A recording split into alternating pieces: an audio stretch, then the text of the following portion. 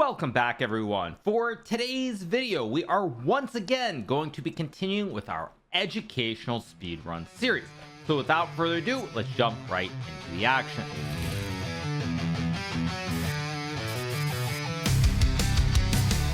Zooming through the game with a bomb cloud start, trashing all your prep like it's modern art.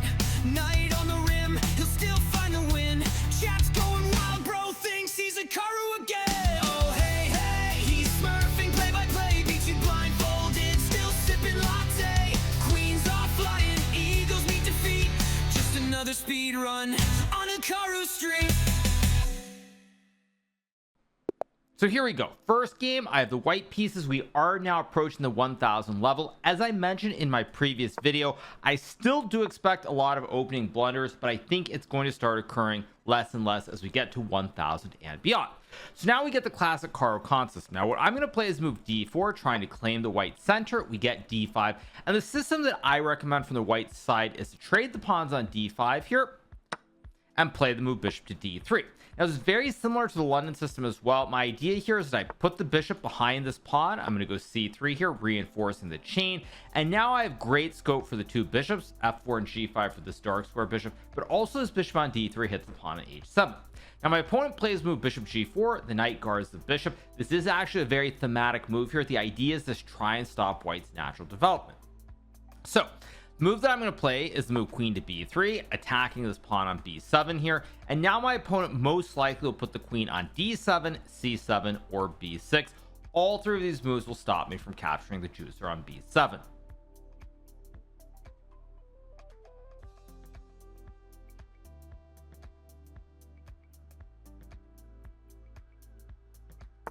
So we get the move queen to c7. Now what I'm going to play here is the move bishop to g5, and the reason I'm going to bring my bishop out very early is that I could move the knight to d2 and f3, but the problem is this bishop could get stuck if I move the knight. So I'm going to play this move to start, then I'm going to go knight d2, knight to f3, and castle my king. Go knight to d2. We'll see how well prepared my opponent is here. There was an option to maybe take the knight on f6 and win this pawn on d5 as well, but we're going to choose to go for something a touch different. Now my opponent actually plays move e5, and this is in fact a very good option to try and open up the center of the board here.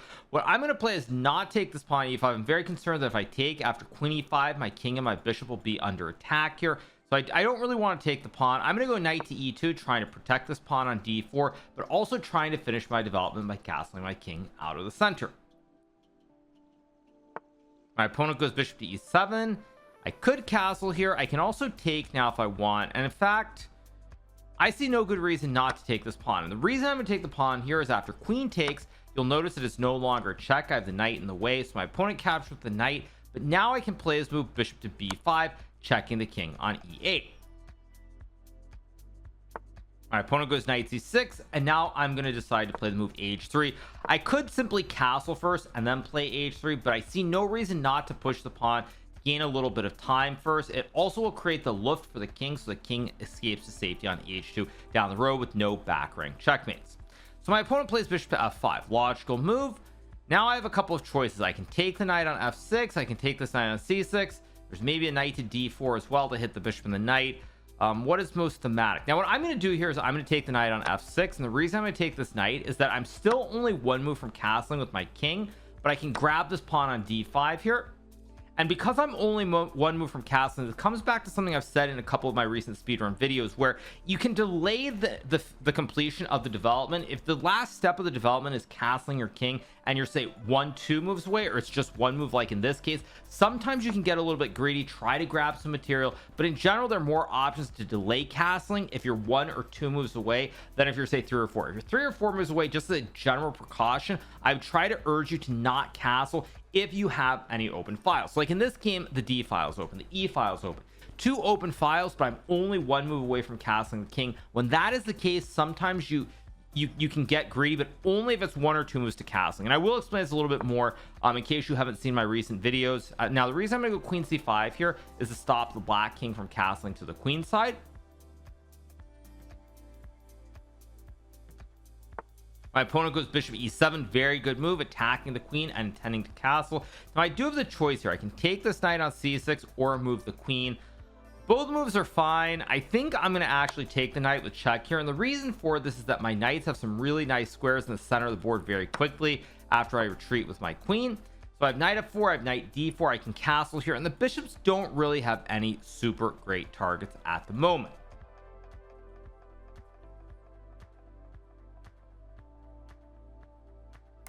My opponent castles, of course I castle my king as well, and now we're in the middle game where I have one extra pawn on the b file. Black does have the two bishops here though, so I need to be a little bit careful.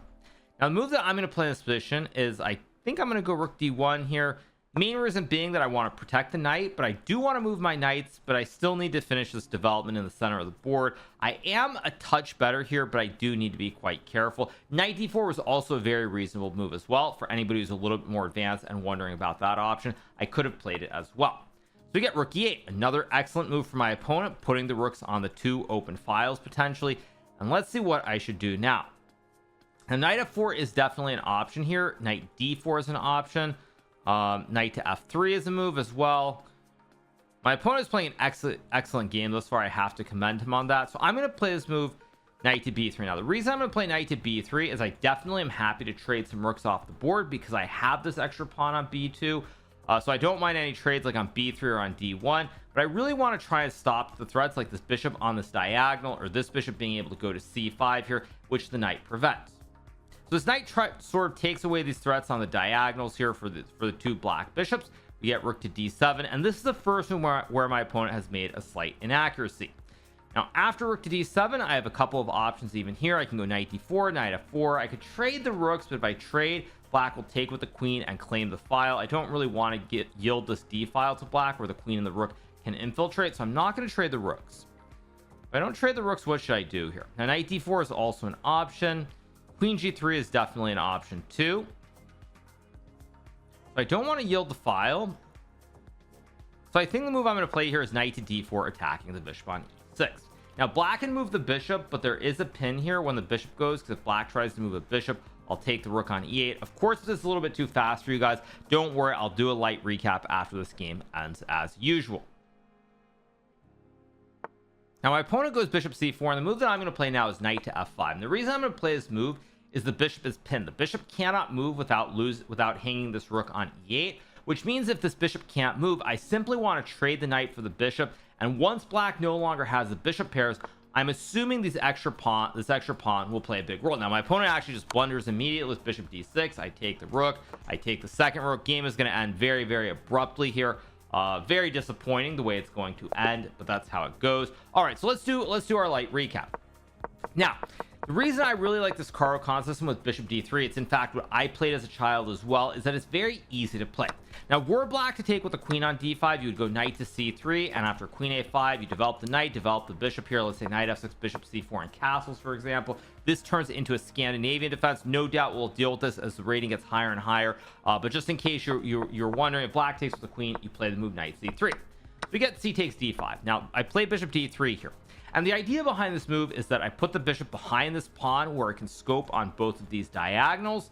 And now we get knight to f6. I play c3 here. If black were to play the move knight to c6, by the way, it would be the same. You go c3 to protect the pawn on d4. Now there's a lot of theory here. Black could play the move e5. I don't know what the level of everybody who watches this video is necessarily. Now, the only reason I'm mentioning this is because if you are an intermediate player, there is some chance that your opponent could play this move. It's actually a line that I was not familiar with up until probably I was master level, because it wasn't considered very good for black. But what you should do if black plays e5 is trade the pawns and go knight to f3, and after knight takes d3, queen d3, and knight f6, simply castle here. Let's say black goes bishop e7 to castle, and after rook e1, castles, and a move like bishop g5, say h6, bishop h4, bishop e6, you go knight d2. Say black plays queen b6, you play knight b3, you can go knight to d4 here, you can play rook a d1, trying to put pressure in the middle of the board. Now it's a bit of a mouthful in terms of theoretical knowledge. The reason I mention this is because there are people who are intermediates who will play this, and this is also the one variation with e5 which disrupts the natural development that you're going to aim for every time with this opening. Now what I mean by natural development is in this position after knight c6 and c3, black plays knight to f6, a standard move. You go bishop to f4, and now this bishop is on a very nice diagonal, and your other bishop is on a good diagonal, and you simply want to follow it up. Let's say black goes e6 with knight d2, let's say bishop d6, you trade, go knight f3, and after castles, this is a pretty standard position here. You finish your development. One of the big goals here with white is to play for rook to e1 and knight to e5, followed by f4, over gripping the central square where the horse is. This is not, of course, going to happen in every game, but this is the general theme of it. Also, in this position, you almost always want to play knight e2 and knight to f3. You can, of course, play knight f3 first as well, but the development is going to be bring this bishop out, guard the central pawn on d4, bring the other bishop out, and then bring these knights to d2 and f3. And this is a very harmonious setup, followed by castling the king. Now, my opponent played knight to f6. I went c3, bishop g4, queen b3, queen c7, and here I played the move bishop g5. Now, another move that you could play is pawn to h3. Is actually the best move according to the computer. And after black drops the bishop back to d7, now you get to play knight to f3. And after e6 here, you can play bishop g5, bishop e7, and now you can play the move knight e2. Let's say castles, castles, knight c6. And after rook a to e1, it's a very similar situation where you're trying to put this knight on e5 and then use the pin from this bishop on g5. So I didn't do this after h3. If black goes bishop h5, another option here, white can play g4, and after bishop g6, you trade and go g5 here, attacking the knight, and then when the knight goes, you win the pawn on d5, and you're ahead of material. Now, all of what I'm saying here is mostly towards intermediates, because as a beginner, this isn't going to happen. As a beginner, I would say most of the time you're going to get a position, you're almost certainly going to get this position with the knight on c6 and the bishop on f4. This is also very similar to the London system from a structural standpoint of where the pawns are placed. If we go back to the start and we see the position in the London system, very oftentimes you're going to get a position like this where black takes, you take, and voila. After knight f6 and bishop to d3, suddenly we have transposed into the main line in this Caro Kann. All right, so back to the game. We get this, bishop g4, queen b3. I choose to play bishop g5. We get knight c6, knight d2, e5, and now I played the move knight e2. Now, I could have taken on e5 here, but I was worried about queen takes e5 because the queen both attacks the bishop and checks my king on e1.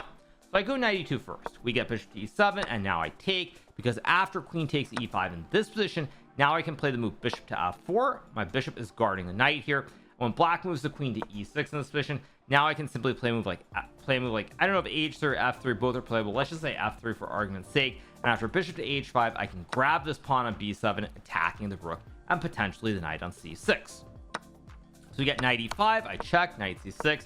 Played h3 here. Now, this is where I was talking about how far you are from finishing your development. Now, generally, when I talk about development, we're talking about the king. I consider finishing the development in the general sense to be when you castle your king out of the middle of the board. So, for example, were I to castle here, I would say mostly I've finished my development. Even, for example, if we go back to this position, say we had something very similar like this, for example, I would argue that I consider this completing your general development, even though the rook and the knight have not been developed yet and they're on their original squares, because I consider castling the king out of the center to be paramount and effectively the end of the general development. Now, the next point that I was going to make about this position in terms of why I played h3 is you'll notice here that I'm one move from castling. Now, there are many qualifiers and every position in chess is different, but what I would say is that if we go back to, say, a position like this, in a position like this, the center part of the board is closed. There are pawns on the d file. This e file is not open here. So, for example, let me just make some random moves. I'm just going to set up some position. Let's just say you get some position like this. Now, in this position, you'll notice that you're 1-2 moves away from castling. The center of the board is completely closed here. So because the center of the board is closed, you can try to be very greedy here and grab the pawn, or say, I'm looking for another developmental move. There isn't really one because you put the knight and the bishop here, but say like rook c1, for example. Doesn't do anything, but hypothetically, it is activating the rook in the long term. When you reach a position where the center is closed and you're only, say, 1-2 moves away from castling, you can always look to be greedy and grab material or try to develop on the other side of the board, or play a move like I played in this game with h3, for example, because I'm so close to finishing the development. Now, for example, if we get a position like I'm just going to set up a position like this, for example. White cannot afford to grab the pawn here because the e file is open. Castles is not actually a move here, because where you say castle, you would lose this knight. So if you try to get very greedy in a position like this, after knight to e5, you can't castle, meaning you have 2 moves to go. And because of the open file, this knight jumping to d3, the weak knight on e2 here, being greedy will cost you a very heavy price, and most likely you will lose the game. So I played h3, we get this move, I trade here and take the pawn. Again, same thing, I'm 1 move from castling my king, so even though black can attack the queen, I know that I'm going to be able to finish my development by castling the king. So here we got rook d8, I played rook d1, knight to b3 here. Idea, of course, to stop everything. Apparently here black's better, by the way, after bishop d6, due to the great diagonals. My opponent did not play that. We got rook d7, knight d4, and now I played knight f5, pinning the bishop on f5. Bishop moves, you lose the rook like in the game. And if you play a move like g6 here, very simply, I can trade the knight for the bishop, and after takes and queen c5 here, I still have an extra pawn. Pieces are starting to get traded off the board, so in the long run, white has great prospects to win. So we unfortunately got to move bishop to d6, hanging the rook, and that ended the game. So let's move on to our next game. Here we go. Next game, we have the black pieces. And now we get to move e4. Now, I'm going to play the Caro Kann here from the black side. As I've said many times, c5, c6, e5, e6, I would argue, are probably the 4 moves that I generally recommend. We get to move c4. Now, if I were playing a serious game, I'd probably play the move pawn to e5. But because we're trying to follow themes, I'm just going to continue by playing the Caro Kann. Now, one of the great things about this Caro Kann system is pretty much regardless of what white's second move is, you are always going to play d5. We got a very peculiar move pawn to b3. And this is just a bad move. It just hangs a free pawn in the center, so I'm gladly going to take. We get knight c3 here, attacking the pawn on e4. And now I'll play the move knight to f6, guarding the pawn. You get bishop b2. I'm going to go bishop f5 here, over protecting the pawn with the knight and the bishop. My goal is to play e6 and open up the development. Actually, this comes back to something I said before, where see, because I'm only 1, 2, 3 moves from castling, and there aren't any direct threats on the files toward this king on e8, I can afford to develop this bishop first and play e6 because I'm so close to finishing the general development. Get f3 here. Now I could take the pawn, but one thing I want to be aware of here is you need to focus on what your opponent is trying to do. Your opponent's plans are just as important as your own plans, and there's nothing wrong with trading this pawn, but if I take, white develops the knight and castles very quickly, so I'm actually helping my opponent develop. Whereas if we look at this position currently, the bishop and the knight both guard this pawn at e4, so even if white trades, I still have 2 pieces here versus the lone horse, so the trade will be in my favor. And that is why I'm not going to take and help my opponent finish their development. I'm going to play the move bishop to c5 here. This is developing my bishop, getting ready to castle the king, but I'm still able to take this pawn on e4, and I also have threats now, maybe of queen d4 and queen f2 checkmate. So you get the move d4. This move actually is just going to lose right away because there's en passant. The bishop and the queen guard. There goes the queen. And with it, the game is going to end very shortly. It's actually a little bit disappointing. The first game was really exciting, but this one is going to be really, really quick here. The white king cannot castle either way. The bishop and the queen cover it. I go here, threatening check. I have knight b4, knight c2. I have rook d8. I'm just going to try to finish this game with no mercy. So that we can move on to the next one, which should be a little bit more exciting. We get a3. All right, that's actually a good move. It stops my knight b4 idea, so I'm just going to castle here. I'm going to play rook d8. I don't have to do this. I'm trying to finish this game as quickly as possible, effectively. Queen to f2 and just moving the bishop was fine. I'm going to take. Knight d3 is now a big threat, hitting the king and the bishop. White king still can't castle either because the queen on e3. So my opponent trades the rooks. I'll take back. I still have the idea of knight to d3. Let's go check. King to d1. I feel like there should be a checkmate, but I don't see it immediately. Okay, there we go. We got king f1. Okay, that just ends the game very quickly. Now, what I was trying to say about this Caro Kann is that no matter what your opponent plays, they could play d4, they could play c4, they could play bishop c4, they could play knight f3. It doesn't matter. You are always going to play d5 on move 2 here. This is one of the reasons I really like this opening. At least the first 2 moves, you can be on autopilot, knowing what you need to do. Here, my opponent probably should have traded and played the move d4, and after knight to f6, this leads to a theoretical discussion and what is known as the Panov attack variation of the Caro Kann. It's not a theoretical video, so I won't dive deep into it, but after c4 d5, most of the time you're going to get takes and d4, or you're going to get takes and c takes d5, after which you should play knight to f6, attacking the pawn. Instead, my opponent plays b3. This hangs a pawn. I develop, and now I played bishop f5. Now, in this position, much like I just said about the previous game, we look at the general development. This d file is open for me. I have a queen. The e file's closed, but there's nothing really coming after this king. This king is very safe here. White has all these pieces that aren't on diagonals. For example, say white were to have, I don't know, like you got some position like this where there's a diagonal. The development can be very quick, very rapid here. There are some threats to try and attack the black king. But in this position, there aren't really the threats, and that's why I have time to go bishop f5 here, over protecting this pawn on e4, because I'm only 1, 2, 3 moves away from finishing the development of the king. So we get bishop e2. I play e6, and this comes back to the point. Ordinarily, if I were really afraid, I would just go e6, bishop e7, castles. But because there's no way to attack the king, and I realize just how fast the development is going to be with e6, bishop e7, and castles, I'm not afraid about playing this bishop out first instead of pushing the pawn to finish my development on the king side. So we got bishop e2, e6, f3, and now I played bishop c5. If I were to take here, there's nothing wrong, but after knight takes f3 here, white is now going to castle very quickly. And after castles, castle, and d4, black is up a pawn and objectively much better. But we've reached a middle game, and neither side has anything, or not anything convincing. I should say black is better, but we're in the middle game, and anything goes. So I played bishop c5 here, because now I'm one move from castling, but also I stop white from castling the king to the king side. We got to move d4 here. If white were to take with the pawn, by the way, there's a very nice move here. Queen to d4, threatening to line up the checkmate here with queen to f2. White would have to actually move the queen. If you go knight to h3, I take, removing the defender from the f2 square.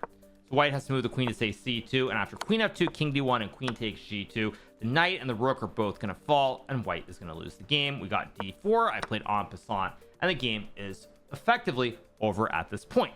So let's play another one, our final game of the day. Here we go. We once again get the black pieces, and now we get to move knight f3. So I'm going to play the move knight to f6 here. We get g3, and here I'm going to play something a little unusual. Now I will say that at this level you're very rarely going to see the ready opening with knight f3 and g3. In fact, I'm kind of shocked to see it. What I'm going to recommend you play, if they play specifically this order, knight f3, knight f6, and g3, is this move b6. Now the reason I'm recommending this move is to oppose the light square bishop on the diagonal. Now you'll see I still want to develop the bishop naturally with e6, bishop e7, but I don't rush to do it because, again, it's only going to be 1, 2, 3 moves.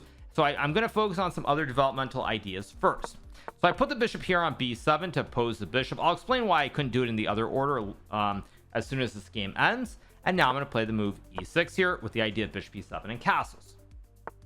Get d4. I'll move the bishop, castle the king.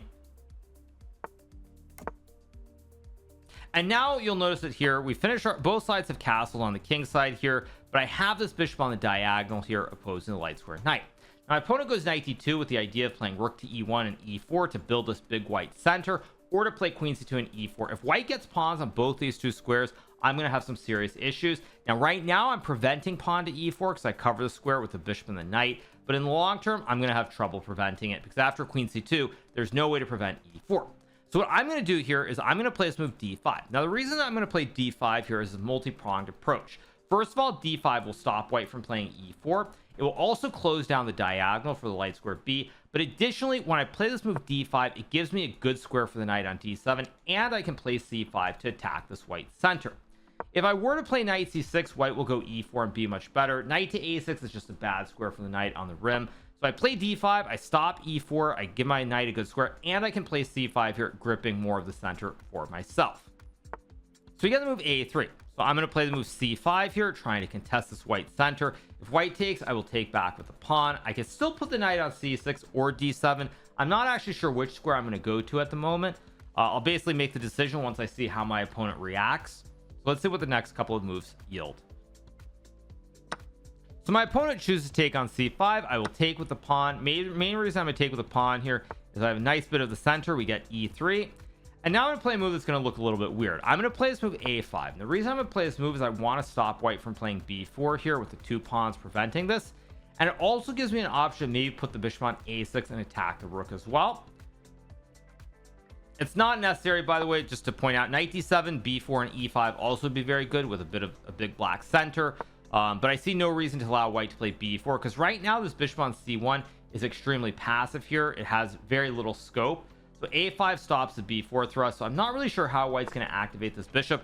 Okay, we get b4. I'm just going to take, and now something bad is going to happen because there is a pin.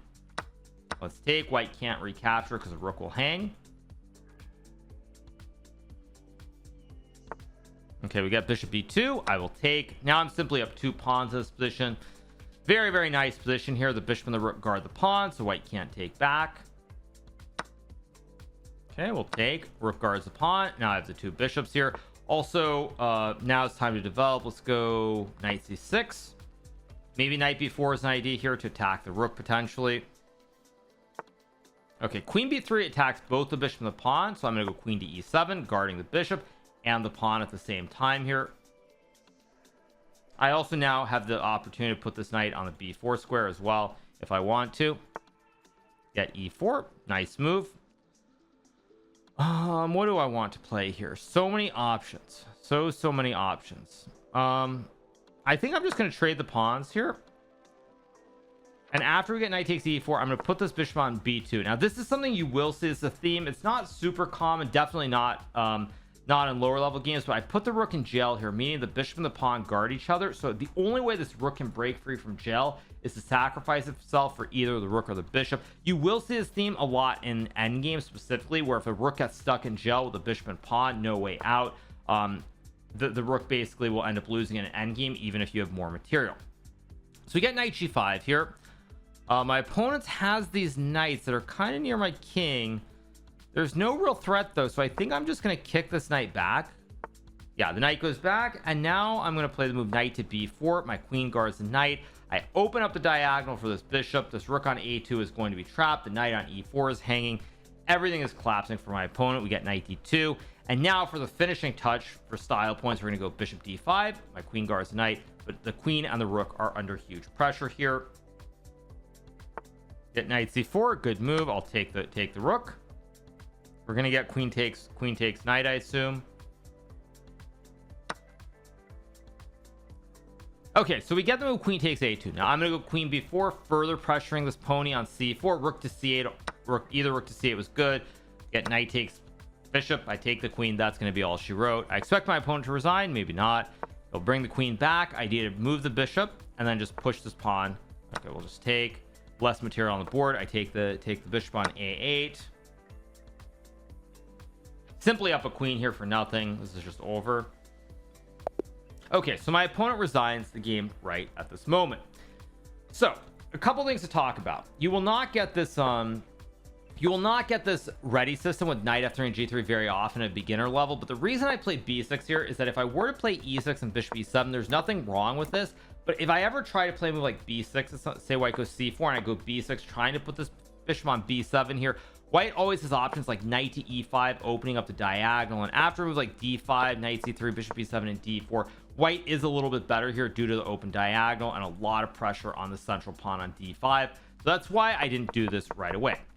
That's why I played the move bishop b6, bishop b7, because I know that I can always play 1, 2, 3, finish the development on the king side. So I oppose the bishop, and now I have plenty of time to go bishop e7 and castles. So I go castles, and here I play the move d5.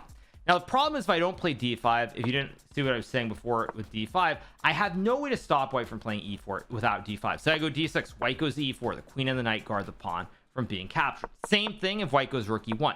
There's no way to stop it. I could put a knight on e4, sure, that is another option, but d5 is really the only way to stop white from playing e4. So that's why I played d5, because I stopped this e4 pawn thrust for at least a couple of moves, and now I have my own ideas with c5 and knight c6 or knight d7. I could have also played c5 here, by the way. This is also not a bad move, but I felt like it keeps things simple. You stop e4, and now I'm free to go c5, knight c6. I'm free to go knight d7 and c5. The options that I have here become easier. If I play knight c6, white has the e4, but even beyond the e4 move, white can go knight to e5 here, opening up this diagonal, and black is in some trouble. That's why I go d5, get a3, I play c5, get takes, and now we get the move e3. Now my opponent probably should have tried to play the move b4 here to open up this diagonal for the bishop if b4 was the idea. It's already very hard to play, actually. I think in this position, I think a3 itself is already a mistake here. White probably should play something like b3 here, followed by bishop b2, say b3, bishop b2, and if knight d7, then maybe c4 here to open up the diagonal, because at this point, this bishop on c1 is actually a very, very bad piece. So you get a3, I play c5, takes, e3. Now I played a5 here. Of course, knight d7 is also very reasonable, because after b4 and e5, you get this nice big black center here with the two pawns in the center. So instead I go a5 here, trying to stop b4. Now my opponent simply blunders. Let's say my opponent were to play a move like queen c2, for example. I'd go knight d7, b3, e5. If white goes bishop e2, I can actually go e4. There's no central square here, and after say knight e1, let's see, what's the easiest way? Probably here, what I would recommend is to play queen b6, and after c4, playing something like queen e6, takes, and now black is pressuring the pawn on b3 and guarding the pawn on e4. This is a little bit complex, and I don't really like going to these lines. This is beyond the beginner level, but something like this is what the computer recommends, at least for an intermediate. So instead we get the move b4. This is simply a blunder here because now I'm up a pawn. You can't take back because you lose the rook, and after bishop e2, the rest becomes very straightforward here. Knight g5, h6, knight b4. And the one point I was going to make about a rook and gel here is I'll give you guys a really deep example. Let's get to some position here. I'm going to set up some random moment. Let's get takes, get something like this. I'm just going to set this up, and let's get some position like this, for example. Okay, so you get a position like this. Now this of course is an endgame here where white is up material, the rook versus the bishop. But what you'll notice is this rook is completely in gel. The bishop guards the pawn. You take, you lose the rook. You take the bishop, I take back, meaning that this rook is in jail. You cannot get this rook into the game because the bishop and the pawn are stuck here. So because the bishop and the pawn are stuck here, black basically plays this endgame and brings the king forward, and effectively this is a 4-on-3 king and pawn endgame, simply because the rook is irrelevant due to this connection of the bishop and the pawn. Now this is of course a very random, obscure example, and it's not going to happen in beginner games, but you will see in intermediate level games or even high level game situations where if you can get this bishop and pawn versus the rook, doesn't matter what's going on material wise, because the bishop keeps the rook out of the game, in many cases the bishop and the pawn are worth more than the rook. There's a very deep example, not super relevant of course, but thought I would show it anyway. I go knight b4, bishop d5, and then the rest becomes really straightforward here after bishop takes queen. So we got the clean win. All right, so 3 more games in the books, 3 more games that I hope you guys learned something from. These were some games which actually had some more intermediate stuff, so I'm actually very hopeful that we'll be able to get more into intermediate themes and wean off the beginners type stuff completely in the next 100 or 200 points. But at any rate, I hope you guys did enjoy this latest installment of our educational speedrun series. If you're not already subscribed to the channel, make sure that you smash that subscribe button below, and we'll be back with more recaps, speedrun videos, and all the other great content in the coming days. Hope you guys enjoyed it. Have a great rest of your day, and I'll see you very soon. Bye.